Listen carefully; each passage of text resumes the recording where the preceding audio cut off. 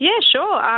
Ultimately, I wanted to heal myself from disillusionment and noticed that there wasn't a lot out there that really positively dealt with the issue of disillusionment. And I felt like I came to some conclusions that were really important and significant in helping me heal. And I thought it would be good to share this with people because I know there's a lot of people struggling with it. How would we describe disillusionment? I mean, I guess that's a kind of a funny thing when it comes to mental health and all those sorts of things, because depressed, you could be depressed, but disillusioned. I mean, yeah, it can take many forms, can't it?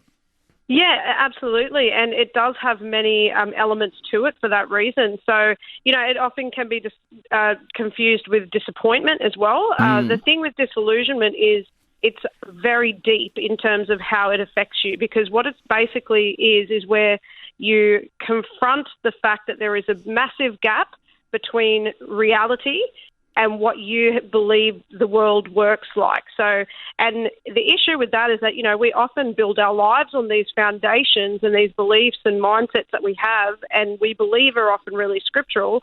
And then we suddenly face a reality where we realize, oh, hang on a minute, that's possibly not true. And now, therefore, what else is not true? So that's where it becomes really difficult because your foundations have been basically thwarted by this new reality. Yeah. So for example, probably a good example might be that somebody felt that they had a perfect and loving marriage, and then discovered that their partner was cheating on them. I mean, that's what they believed one day suddenly rocked. They had no idea that this was coming. They didn't pick up on any signs. It's all completely new. Well, that would probably inspire a fair bit of disillusionment in the concept of marriage.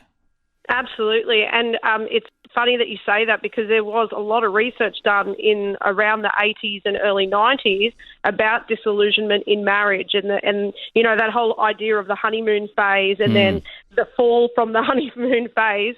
They described that in the research that as disillusionment, which is really interesting. But it can really apply to so many different areas in life, and probably church disillusionment is the one that people talk about the most. Yeah. But it's just really the fact that there is something so devastatingly different to what you thought that basically creates all of the emotion that goes along with that. Yeah. So, look, I mean, obviously you've written a whole book about it, but is one of the keys of getting over disillusionment to be able to move past it? Is it a combination of acceptance of the new scenario and perhaps a reworking of the way you see something working? Does that make sense? Yeah.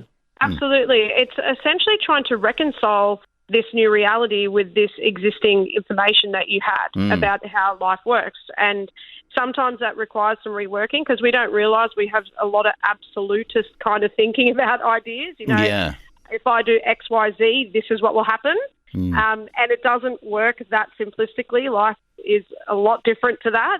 And so it's reworking those ideas and bringing those ideas under examination. And that's what brings the peace afterwards, because we're able to, realign our views and be able to stand back on a solid foundation. Fascinating.